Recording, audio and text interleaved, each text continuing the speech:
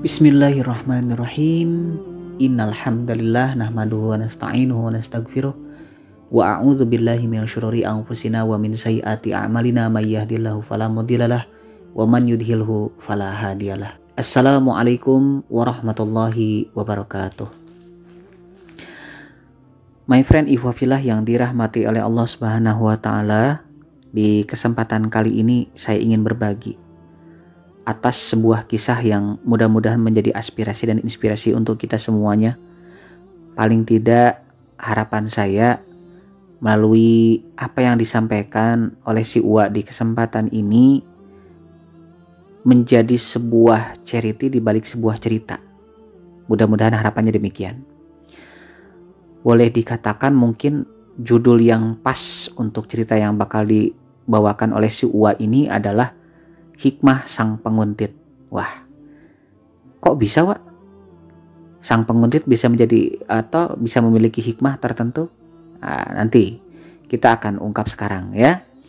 Baik, my friend Ikhwafillah yang dirahmati Allah, bagi Anda yang penasaran, ya silakan simak apa yang disampaikan sama si Uwa di kesempatan saat ini ya. Jadi dikisahkan gini, ada seorang hamba Allah, dia seorang yang kaya raya. Ya, dia seorang yang kaya raya. Hanya dia, maaf dikata ya, bukan berarti Uwa menyampaikan atas keterbatasannya. Ya, dia sebut saja non muslim atau bukan muslim. Tapi dia sangat kaya. Orang tuanya betul-betul sukses, gitu kan. Ayahnya pengacara, ibunya salah seorang dokter di rumah sakit ternama. Lalu kemudian popularitas dia di kampus itu betul-betul betul-betul menjulang, belum lagi proporsional tubuh yang sangat ideal gitu. Wah, pokoknya dambaan bagi sosok lawan jenis gitu lah ya, pokoknya wah, mantap lah. Ya. Kalau Wak boleh menganalogikan, barangkali dia mendapatkan predikat yang plus gitu kan. Aduh, my friend, demikian. Tetapi rupanya tanggapan orang yang memandang keluarga tersebut betul-betul indah itu salah kaprah, salah total. Jadi dia seorang yang broken heart, dia broken home gitu. Jadi dia nggak pernah tinggal di rumah. Hanya untungnya dia bukan sosok seorang yang alkoholik atau penikmat alkohol, dia tidak, gitu ya, gitu. Karena ini salah, nggak enak nih, nggak nyaman gitu. Tapi dia betul-betul jauh dari ranah agama nih dia. Nah, singkat cerita, si hamba Allah tersebut pada suatu ketika dia melihat sebuah keluarga yang di mata masyarakat keluarga itu betul-betul menjijikkan. Banyak masyarakat yang mencibir atas keluarga tersebut.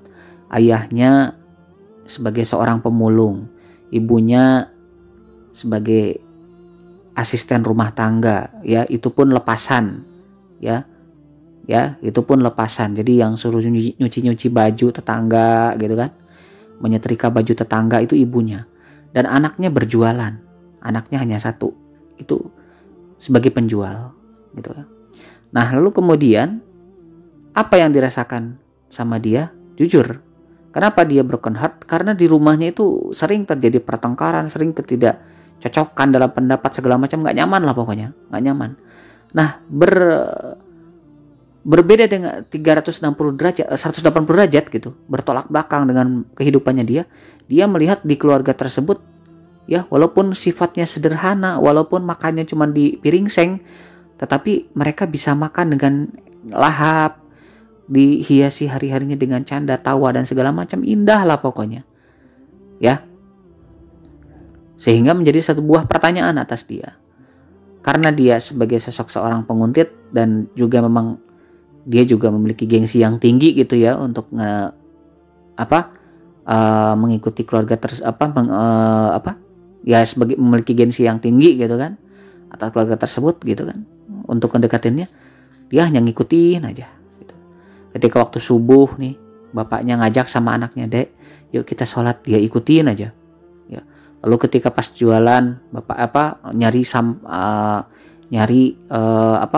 sebagai pemulung kan, mengutin sampah gitu, memilah-milah sampah, ikutin terus. Pokoknya setiap gerak langkah keluarga tersebut, terutama ayah dan anaknya, dia ikutin ya, diikutin terus.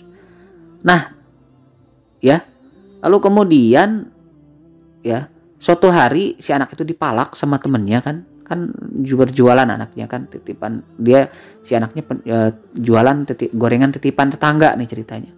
Dia dipalak sama temennya dan dia bela, dia kasih uang, makasih bang gitu kan, makasih mbak gitu, dia kasih uang gitu kan, dilepaskan anaknya dari palakan teman-temannya yang membuli anaknya tersebut.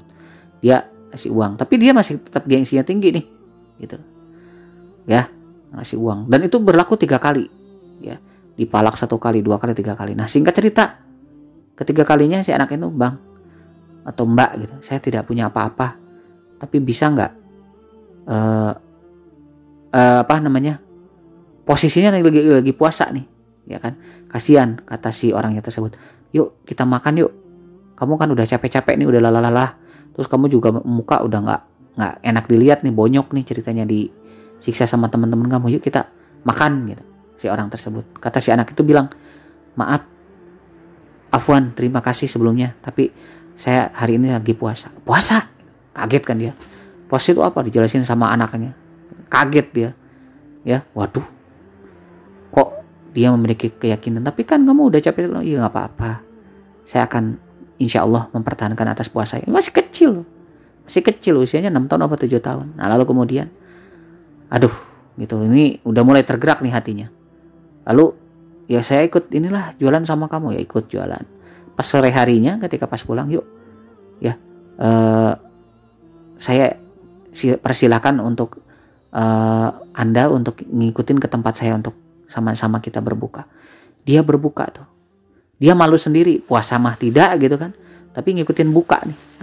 Dan ya mungkin udah muncul hidayah Allah ya, ketika manakala dia nikmatin makanan yang, menyicipin makanan hidangan yang sederhana gitu, mungkin kolak pisang gitu kan, lalu kemudian makanan yang betul-betul sederhana di situ dengan keakraban keluarga yang indah, dia menikmati keindahan keakraban yang diberikan oleh keluarga tersebut. Sampai inikah rahasia yang Allah berikan kepada orang-orang terpilih gitu kan, setelah mereka berbuka bareng gitu, lalu kemudian dia ngelihat aja gitu kan, lalu mereka melaksanakan sholat berjamaah bareng, di mana ayahnya yang menjadi imam gitu, yang dicibir sama orang nih, ibunya yang mengkomatkan, dan anaknya berada di belakang sang ayah ya, yang di belakangnya ada ibunya, dari mulai takbiratul ihram sampai salam, subhanallah, sampai dia meneteskan air mata.